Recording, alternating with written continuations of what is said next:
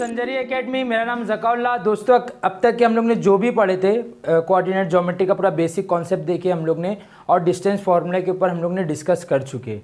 ठीक है, आज का जो हमारा टॉपिक है उसके आगे हम लोग देखने वाले हैं। क्या बोल रहा है, एक्सरसाइज 5.1 का क्वेश्चन नंबर 3। पहला सवाल को समझेंगे, उसका इमेजिनेशन करेंगे। ठीक है, अब सवाल क्या बोल रहा है, find the point. Find the point, एक पॉइंट हमें क्या करना है, फाइंड करना है। Find the point on the x axis, जो वो पॉइंट है वो कहां पर है, एक्स एक्सिस के ऊपर है, on the x axis which is equi distance from A and B.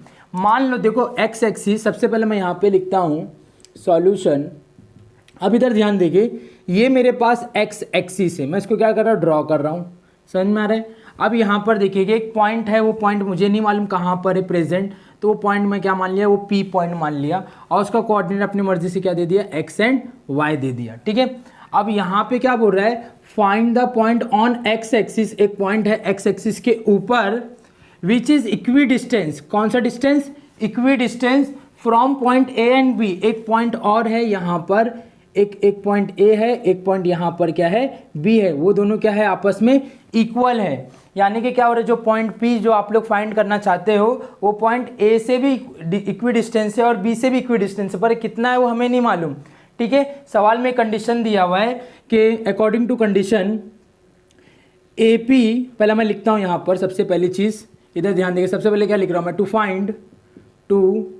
Find, समझ में आ रहा है, मैं क्या लिख रहा हूँ, टू फाइंड, क्या फाइंड करना अपने को, पॉइंट पी क्या करना है अपने को, फाइंड करना है। समझ में आ रहा है, यानी कि उसका कोऑर्डिनेट हमें क्या करना है, फाइंड करना है। Let P be the point on x axis, यहाँ पे मैं क्या लिख रहा हूँ, let P be the point on x axis. ठीक है, इतना आप लोग लिख दिए। फिर उसके बाद आप लोग देखेंगे कंडीशन क्या बोल रहा है, जो पॉइंट पी है ए से भी इक्वी डिस्टेंस है और बी से भी क्या है, इक्वी डिस्टेंस है। यानी कि A P according to question A P is equal है पी बी के। ये सवाल में अपने को दिया हुआ है, समझ में आ रहा है। इस सवाल में क्या बोल रहा है, जो पॉइंट पी है ए से और बी से क्या है, इक्वी डिस्टेंस है, यानी कि इसका डिस्टेंस और इसका डिस्टेंस क्या है, सेम है। ठीक है, अब हमें पॉइंट बी मालूम करना है, लेकिन एक्स का कोऑर्डिनेट, ए का हमें कोऑर्डिनेट दिया हुआ है सवाल में। क्या दिया हुआ बेटा, क्या दिया हुआ, -3,4, और बी का पॉइंट दिया हुआ अपने को 1,-4 दिया हुआ है, बराबर। अभी मैं क्या लिख रहा हूँ यहाँ पे, इधर ले लिया, ए हमें क्या दिया हुआ है, ए क्या दिया हुआ है, -3,4, और इसको मैंने क्या मान लिया, इधर लिख दिया, लेट कर रहा हूँ ना, इसको लिख कर दिया x1, y1 इसको मान लिया, और p हमने क्या माने थे, x, y माने थे, तो इसको भी मैंने क्या मान लिया, x, y मान लिया। और b को मैंने क्या माना था, b को क्या माने थे हम लोग ने, b क्या है मेरे पास 1,-4 है, तो यहाँ पे लिखा मैंने 1,-4, इसको क्या मान लेते हैं, x2, y2, करेक्ट। अभी यहाँ पर ध्यान देंगे, ये हम लोग ने लेट कर लिए, ये हमें सवाल में इतना डेटा हमें दिया हुआ था, बराबर। सबसे पहली चीज़ हमें पॉइंट पी फाइंड करना है, तो इसका डिस्टेंस हमें पता नहीं, लेकिन ये ज़रूर पता है कि दोनों का डिस्टेंस क्या है, इक्वल है। तो मैं क्या लिख रहा हूँ, A P is equal to P B, ये हमें सवाल में दिया हुआ है। अब ए पी के अंदर हम लोग को क्या लगाना पड़ा, डिस्टेंस फार्मूला लगाना पड़ा। डिस्टेंस फार्मूला मैं आप लोग को बता चुका था पहली वीडियो में, क्या था, under root of distance of A B under root of x2 - x1 का whole square plus y2 - y1 का होल स्क्वायर, ये फार्मूला बताया था डिस्टेंस फार्मूला। ठीक है, तो इसके अंदर ए पी के अंदर हम लोग को डिस्टेंस फार्मूला लगाना पड़ेगा। तो क्या फार्मूला, इधर ध्यान देंगे, अंडर रूट ऑफ, यहाँ पर ध्यान देंगे, under root of x2 - x1 है, लेकिन इधर क्या है, x माइनस, इसका फॉर्मूला क्या मैंने, x - x1 का whole square plus y - y1 का होल स्क्वायर, ये अंडर रूट में आ गया, is equal to under root of, समझ में आ रहा है, under root of P B का डिस्टेंस निकाल लेते हैं। पी बी का डिस्टेंस कैसे निकालेंगे, x2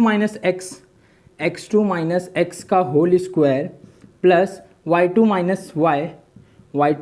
y का होल स्क्वायर, करेक्ट। अब इधर ध्यान देंगे, हमें को क्या करना है, सब्स्टिट्यूट करना है, वैल्यू को क्या करना है। अब इधर ध्यान देंगे, अंडर रूट का अंडर रूट लिखा, अंडर रूट ऑफ एक्स की वैल्यू क्या है, एक्स की वैल्यू क्या है। अच्छा एक चीज़ और बता देता हूँ मैं आप लोग को, इधर ध्यान दीजिए।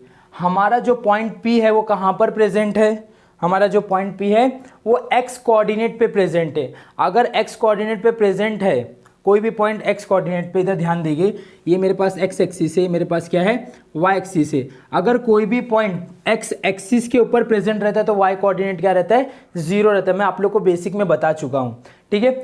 अगर कोई भी पॉइंट हो, P Q R S T कोई भी हो, अगर एक्स पर प्रेजेंट है तो वाई कोऑर्डिनेट क्या रहेगा, जीरो रहेगा। अगर वाई पे प्रेजेंट है तो एक्स कोऑर्डिनेट क्या रहेगा, जीरो रहेगा। समझ में आ रहा है, उल्टा अपोजिट रहेगा। यहाँ पर क्या है, एक्स पे प्रेजेंट है तो वाई कोऑर्डिनेट क्या रहेगा, यहाँ पे हम लिख सकते हैं वाई कोऑर्डिनेट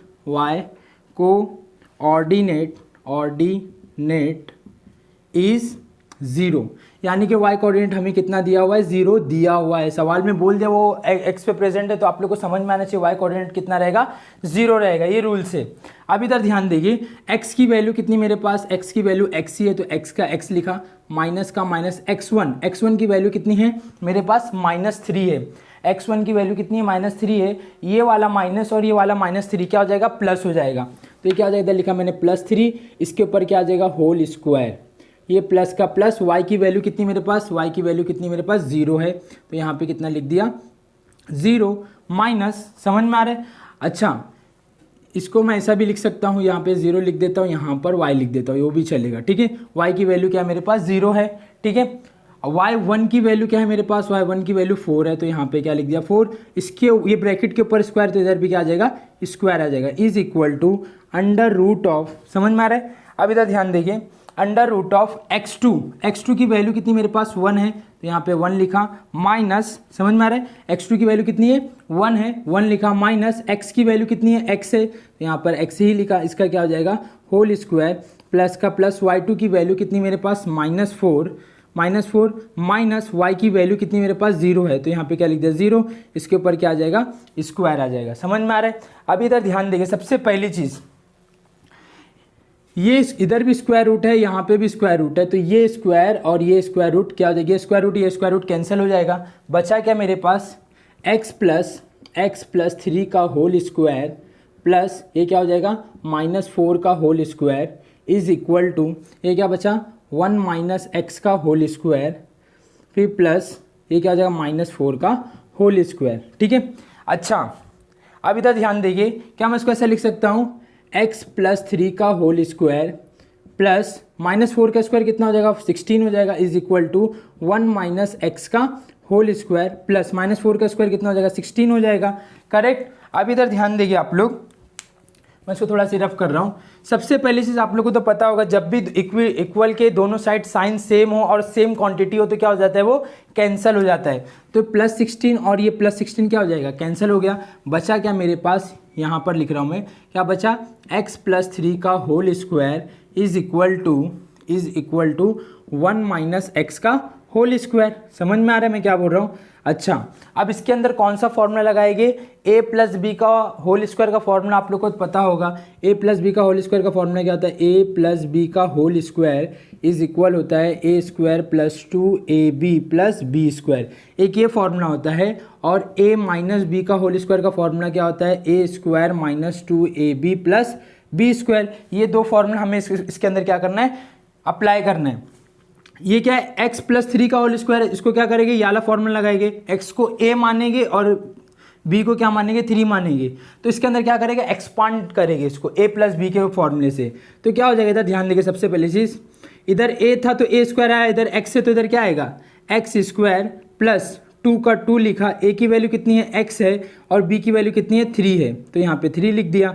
ये प्लस का प्लस लिखा, b की वैल्यू कितनी है 3 है, तो इधर कितना आएगा 3 का स्क्वायर इज इक्वल टू, इसके अंदर कौन सा फॉर्मूला गया, a माइनस बी का फॉर्मूला लग गया। a की वैल्यू कितनी है 1 है, वो a का स्क्वायर मतलब 1 का स्क्वायर कितना होता है 1 माइनस ये 2 का 2 लिखा, a की वैल्यू कितनी है 1 है और b की वैल्यू कितनी है मेरे पास x है, तो यहाँ पर क्या लिख दिया x लिख दिया। समझ में आ रहा है। फिर ये प्लस का प्लस लिखा, b की वैल्यू कितनी b स्क्वायर, b की वैल्यू कितनी x है, तो इधर क्या आ जाएगा x स्क्वायर।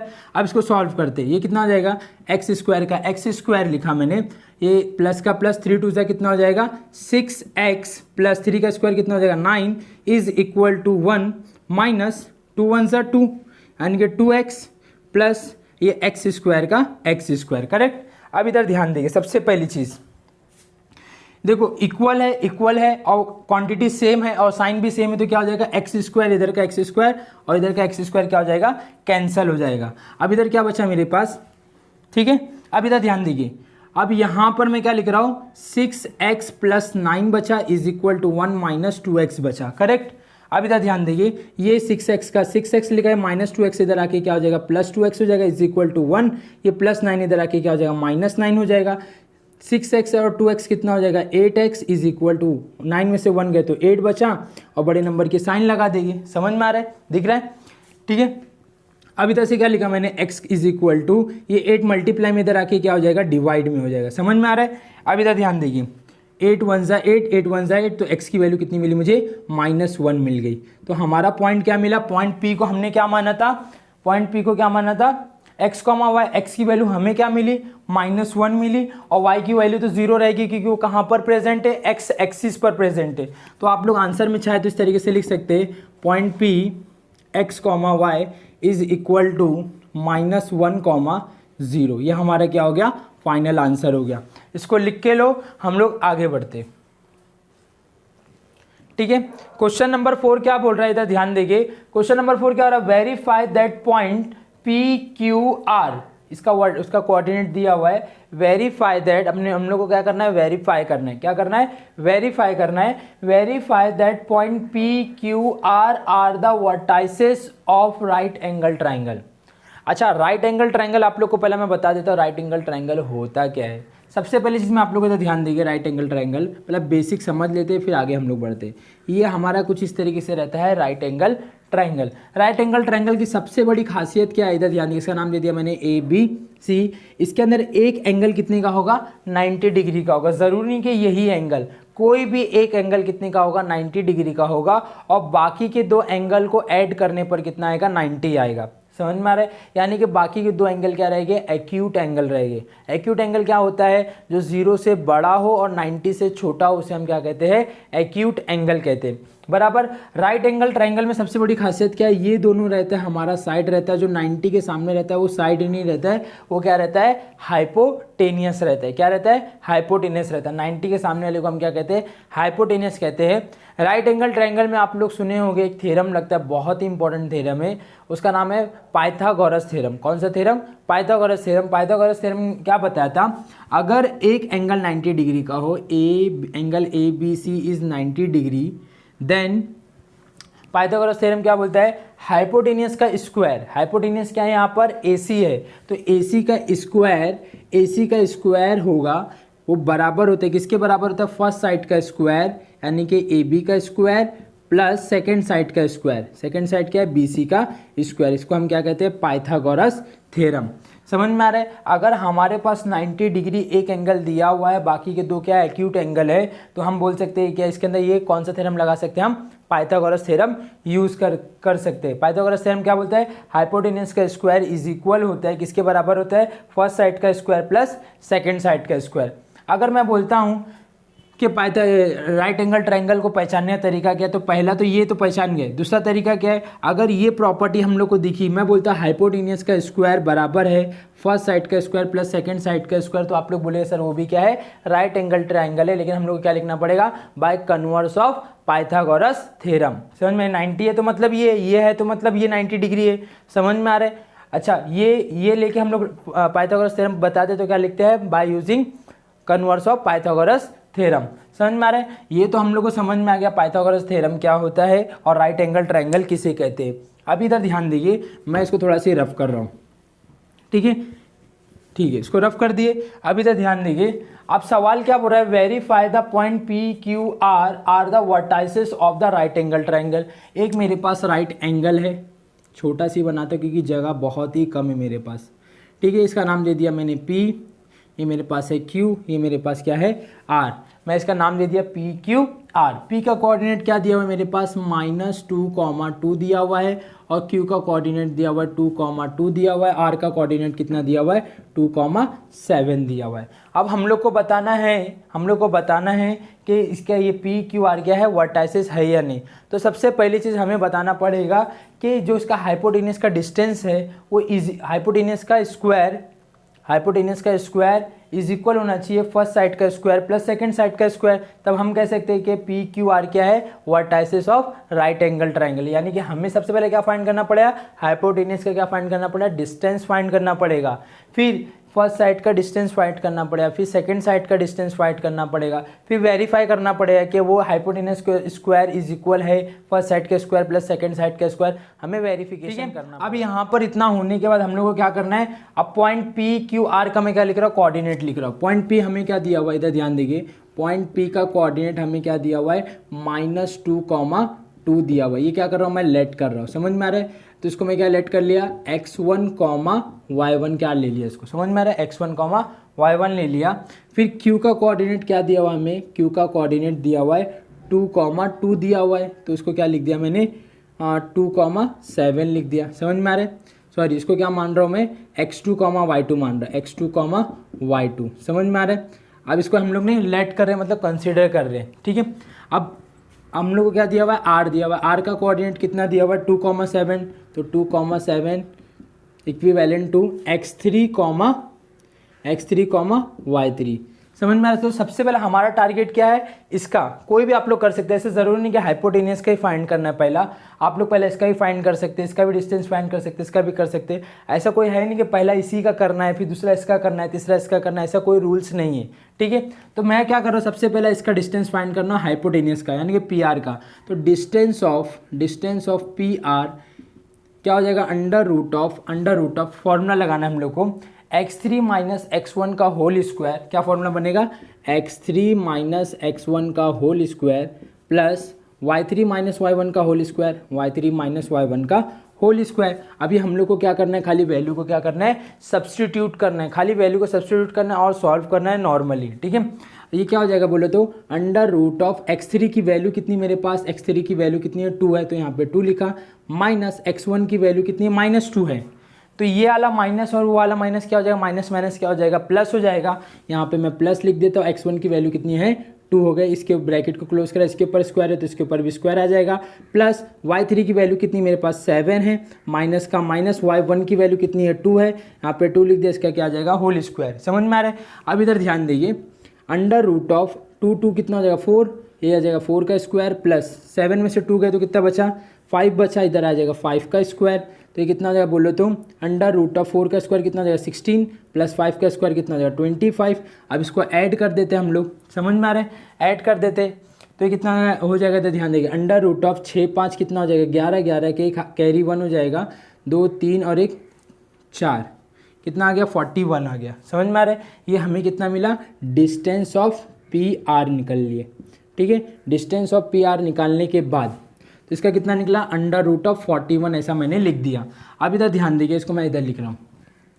अब मैं क्या कर रहा हूँ, पी क्यू का डिस्टेंस निकाल रहा हूँ, तो यहाँ पे लिख रहा हूँ distance of P Q is equal to, क्या फॉर्मूला बनेगा, इधर ध्यान दीजिए, पी क्यू का हम लोग को निकालना है तो क्या बनेगा फॉर्मूला, x2 माइनस x1 का whole square, x2 minus x1 का whole square plus y2 minus y1 का होल स्क्वायर। देखो जिसका भी हम लोग निकाल रहे हैं ना, तो नीचे वाले में से ऊपर वाला माइनस करने, या ऊपर वाले से नीचे वाला भी कर सकते हैं, लेकिन ऐसे याद रखो आप लोग, x2 माइनस x1 का whole square plus y2 minus y1 का होल स्क्वायर। आप लोग ऐसा रीअरेंजिंग भी करेंगे तो भी चलेगा, ऐसा कुछ नहीं कि गलत आ जाएगा आंसर, समझ में, ये रूट पूरा रहना चाहिए, ठीक है। अब हम लोग को क्या करना है, वैल्यू को सब्सटीट्यूट करना है। x2 की वैल्यू कितनी मेरे पास 2 है, यहाँ पे 2 लिखा, माइनस x1 की वैल्यू कितनी है मेरे पास, -2 है, x1 की वैल्यू कितनी है, -2 है। तो ये वाला माइनस और ये वाला माइनस क्या हो जाएगा, प्लस हो जाएगा। तो यहाँ पे मैं प्लस लिख रहा हूँ, x1 की वैल्यू कितनी है 2 है, इसके ऊपर क्या आ जाएगा, होल स्क्वायर प्लस y2 की वैल्यू कितनी मेरे पास, y2 की वैल्यू कितनी है 2 है, तो यहाँ पर मैं लिखता हूँ 2 माइनस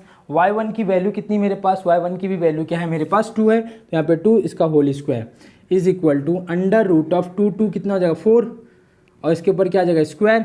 और 2 में से 2 गए तो कितना बचेगा 0, तो 0 का स्क्वायर कुछ भी नहीं तो उसको छोड़ देंगे, बचा कितना, ये स्क्वायर और ये स्क्वायर रूट कैंसिल हो जाएगा, तो बचा कितना मेरे पास 4 बचा। तो यहाँ ये क्या मिल गया अपने को, डिस्टेंस ऑफ पी क्यू, ये अपने को निकाल लिए।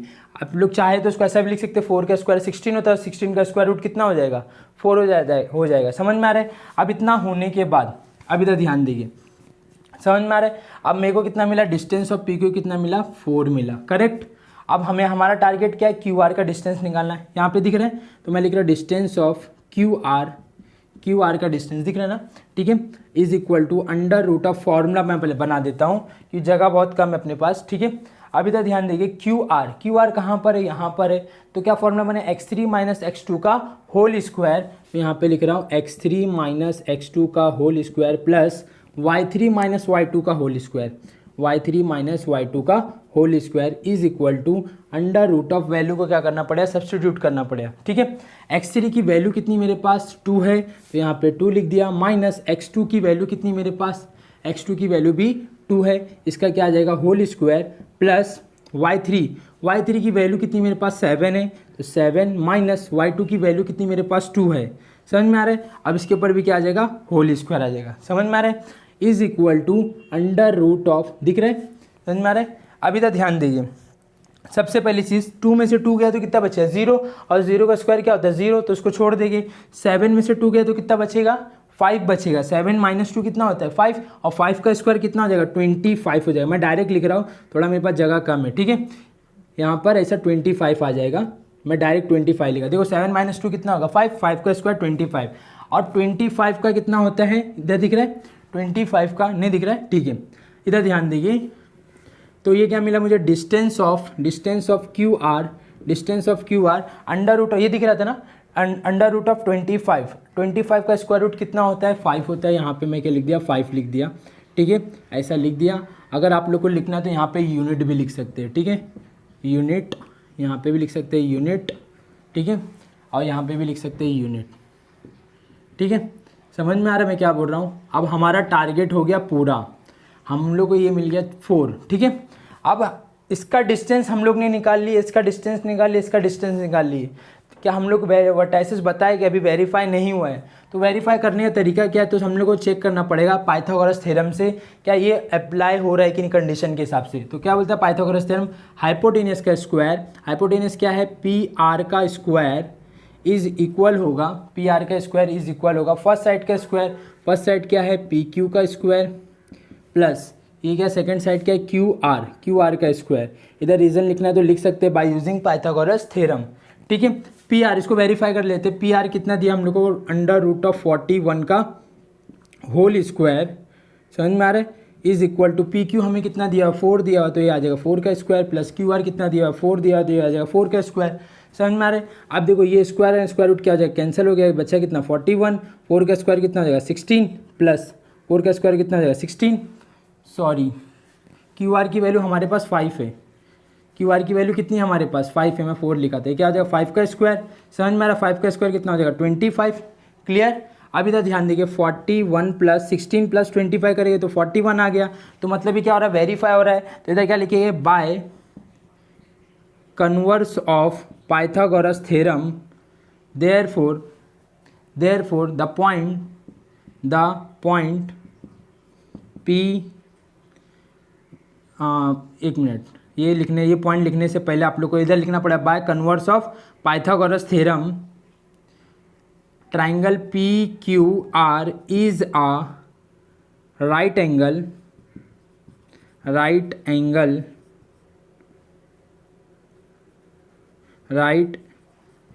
ट्राइंगल, ठीक है, राइट एंगल ट्राइंगल हम लोग ने प्रूफ कर दिया कि क्या है राइट एंगल ट्राइंगल है। तो लास्ट में अपने को क्या लिखना पड़ेगा the point P, Q and R are the vertices of right angle triangle, ठीक है। ऐसा आप लोग को लिखना पड़े, एकदम इजी है, कुछ हार्ड नहीं, इंपॉर्टेंट क्वेश्चन इस एग्जाम में आता है इस टाइप का क्वेश्चन। समझ में आ रहा है, बहुत ही इजी है, खाली आप लोगों को कॉन्सेप्ट को समझना है, बिना कॉन्सेप्ट को समझे हुए कुछ नहीं कर सकते, इसको लिख के